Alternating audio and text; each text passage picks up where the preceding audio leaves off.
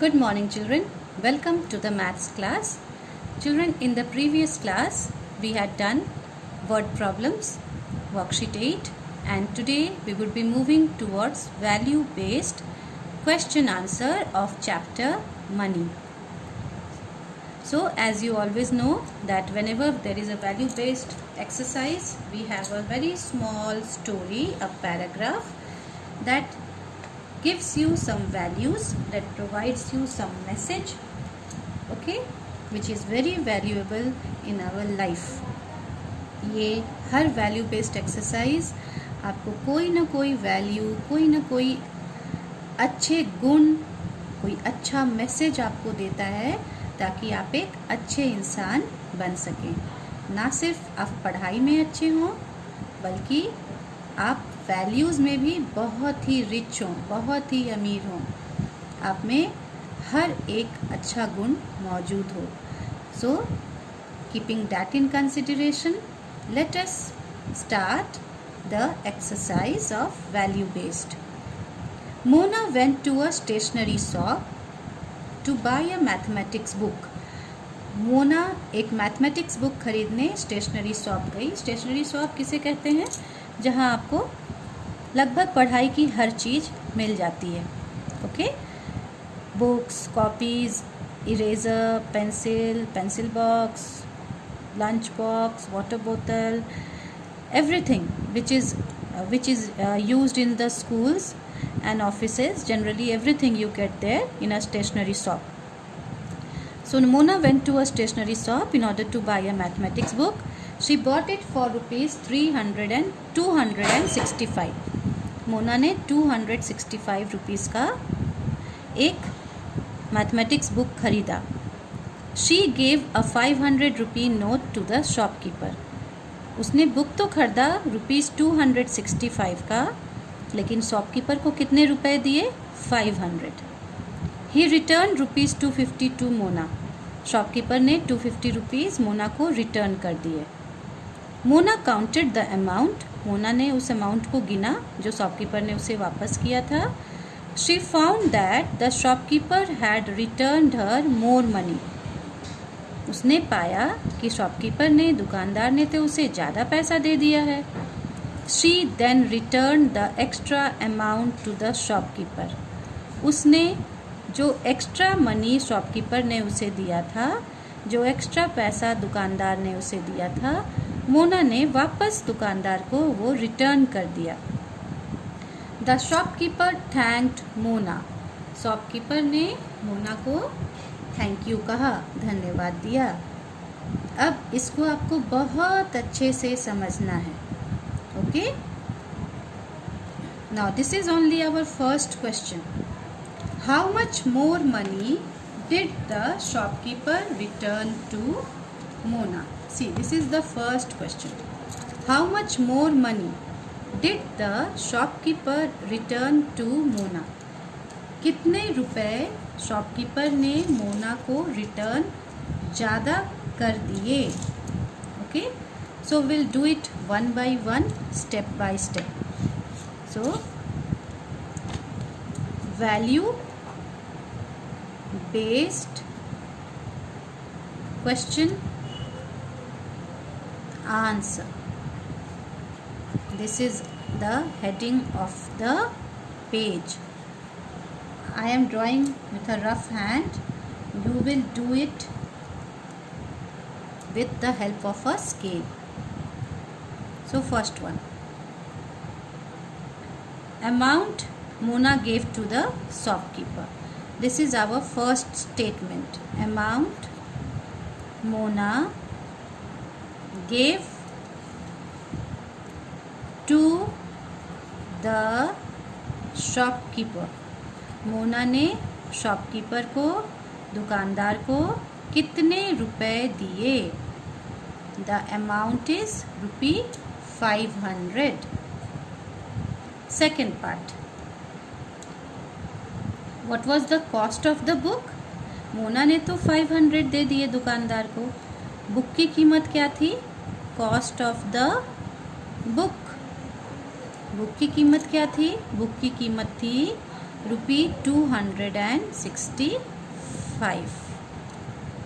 Now you subtract it and see how much money the shopkeeper should have returned it to her.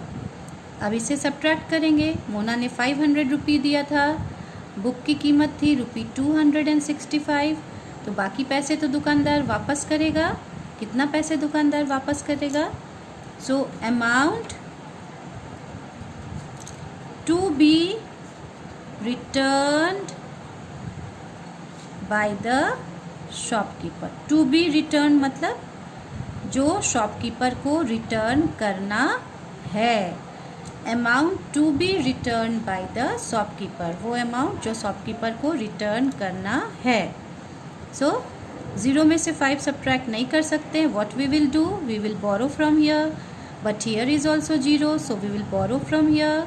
So from 5 will borrow here 1 and here 4 is left.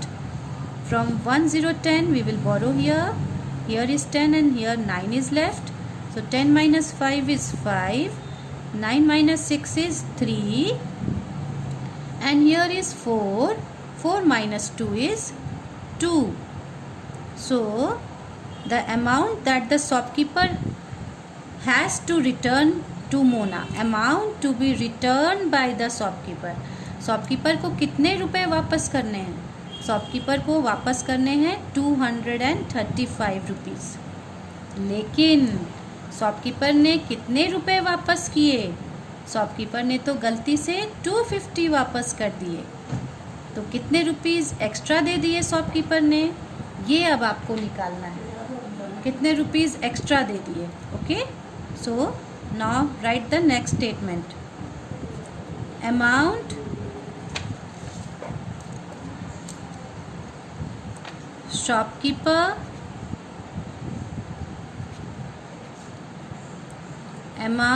shopkeeper return to Mona. Shopkeeper ने कितने रुपए return किए मोना को? रुपी 250. Actually कितना उसे return करना था? ये अमाउंट उसे रिटर्न करना था ना. तो आप फिर से यहाँ पे लिखेंगे amount to be returned by the shopkeeper. Amount जो कि एक्चुअली रिटर्न करना चाहिए था, that is rupee 235. So what is the third statement? More money that the shopkeeper return to Mona. More money that shopkeeper returned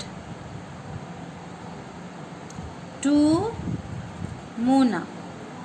कितना रुपए shopkeeper ने मोना को ज़्यादा रिटर्न किया है? We will subtract and get. So 0 from 0 we cannot subtract 5. We'll borrow 1. 10 minus 5 is 5.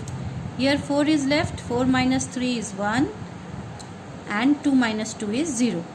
So this is the amount that the shopkeeper actually has given more to Mona.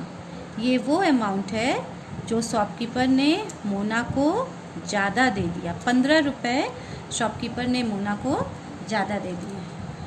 After doing this, what you have to do is you'll have to hold a scale and you have to draw lines to show that this answer has got completed. Okay, now come to the next question. What is the next question? Next question is, what is the benefit of counting money while shopping? See, I have not written the question here. You will not do that. You will first give the heading. Heading आप देंगे. पहला question जो यहाँ पर है, how much more money did the shopkeeper return to Mona? You will write this question, then you will write this answer. Okay, now the second one, what is the benefit of counting money while shopping? Shopping करते समय money count करने का क्या benefit होता है? Okay, I am writing your answer 1. You will write the question and then write the answer. Once again I am reminding you, I have not written the question. You will write the question. Answer is here. Number 2, you will write the question. Answer is here. Okay. What is the benefit of counting money while shopping? Shopping करते समय money count करने का क्या benefit होता है?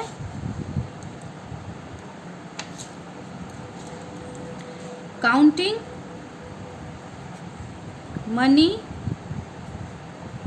while shopping, counting money while shopping helps us to know how much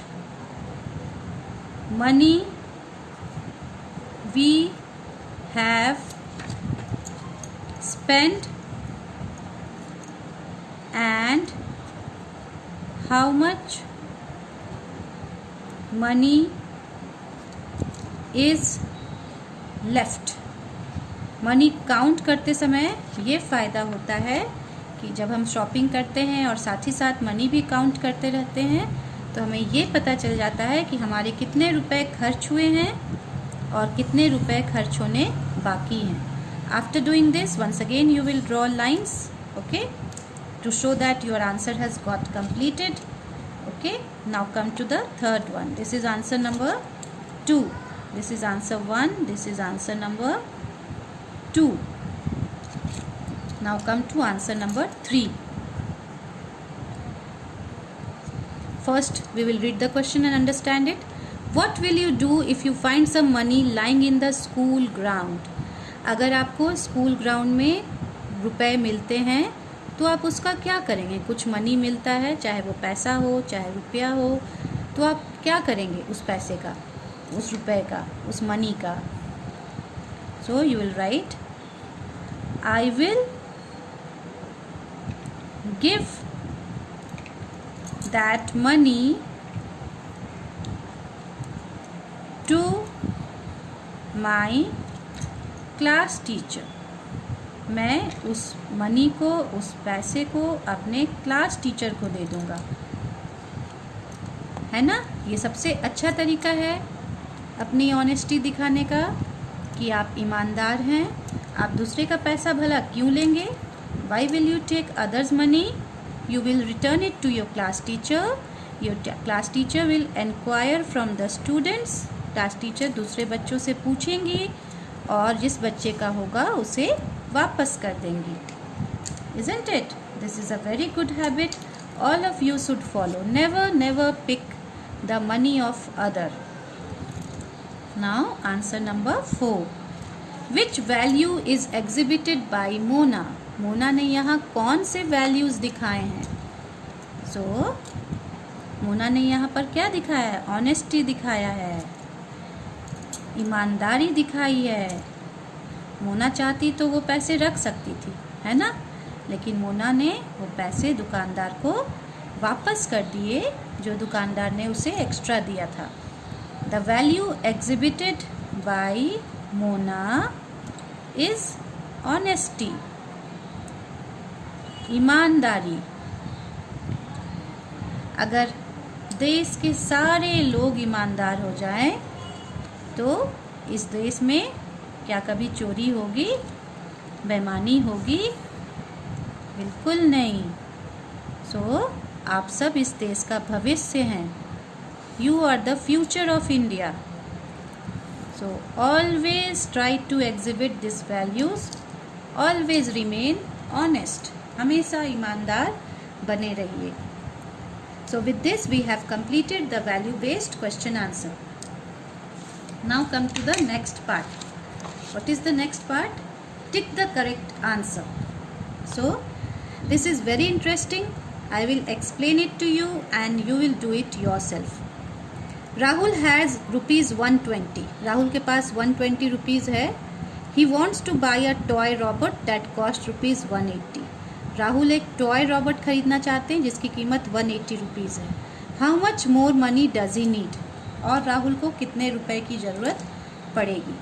मैं आपको समझा दूं इसे. यहाँ पर राहुल जिस रॉबोट को ख़रीदना चाहते हैं उसकी कीमत कितनी है? This is 1A.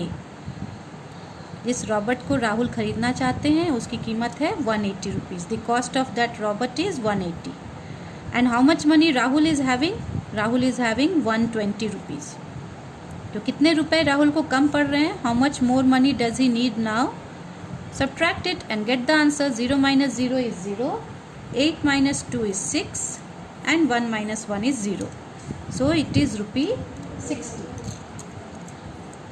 So rupee 60 is the answer. So you will put here tick mark. Okay. How many 50 paise coins are there in a 10 rupee note? 10 rupee note में कितने 50 पैसे कॉइन्स होते हैं? This is brain teasers. So I am just giving you the explanation of it. Okay. How many 50 paise coins are there in a 10 rupee note? Now see in 1 rupee note, एक 1 rupee note में कितने 50 paise coins होते हैं? इन 1 rupee note there are 250 पैसे coins. Or better, if you don't get confused, let me write here. Write it this way: 250 पैसे coins. 1 रुपये note में 2 50 पैसे coins होते हैं. तो 10 रुपीज़ में कितने होंगे? इन 10 रुपी नोट how many 50 पैसे coins will be there? 2 into 10. That simple. 1 रुपए के नोट में 2 50 पैसे कॉइन्स होते हैं. 250 पैसे कॉइन्स. सो इन 10 रुपी नोट में कितने 50 पैसे कॉइन्स होंगे? 1 रुपए में 2 होते हैं. तो 10 रुपये में कितने होंगे? 2 को 10 से मल्टीप्लाई कर दीजिए. 2 10s are 20. 10 रुपी नोट में 50 पैसे coins will be there. 50 पैसे coins would be there. So you will put here tick mark. Okay. Now number C. 80 rupees is equal to how many paise? Again see. 1 rupee is equal to 100 paise. So 80 rupee conversion याद है? हमने सीखा था ना कि कैसे रुपी को convert करते हैं पैसे में. जितने रुपी आपको दिए रहेंगे उसको आप 100 से मल्टीप्लाई कर दीजिए. So 80 rupee is equal to 80 into 100 पैसे. So the answer is 8 1s are 8 और 80 1s are 80. Do it that way. 200 20 is there. So 20 आप लगा दें. सो 8000 पैसे. Okay. Once again I am explaining you. 1 रुपये में 100 पैसे होते हैं. तो 80 रुपये में कितने पैसे होंगे? जो भी अमाउंट है उसको आप 100 से मल्टीप्लाई कर दीजिए. सो 80 into 100 इज 8000 पैसे. ओके. वेयर इज 8000 पैसे? Here it is. Aman had rupee 90. Aman के पास 90 रुपी था. He purchased a pen for rupee 55. So, how much amount Aman had? Rupee 90. How much money he spent in buying? How much money did he spend in buying the pen? He bought the pen for rupee 55. Now, how much money was left with him? अगर उसके पास 90 rupees हैं, 55 rupees के उसने pen खरीद लिए, तो अब उसके पास कितने बच गए? सब्ट्रैक्ट कर लीजिए. 10 minus 5 is 5. Here 8 is left. 8 minus 5 is 3. So अब उसके पास बच गए हैं रुपी 35. So your answer is rupee 35. This one is your answer. Which of the following coins does not exist in Indian currency? Indian currency में ये कौन से coins exist नहीं करते हैं? सो रुपी 3 एग्जिस्ट नहीं करता है. आपने देखा होगा 1 रुपये का सिक्का, आपने देखा होगा 5 रुपये के सिक्के, आपने देखा होगा 2 रुपये का सिक्का, बट रुपी 3 एग्जिस्ट नहीं करता है.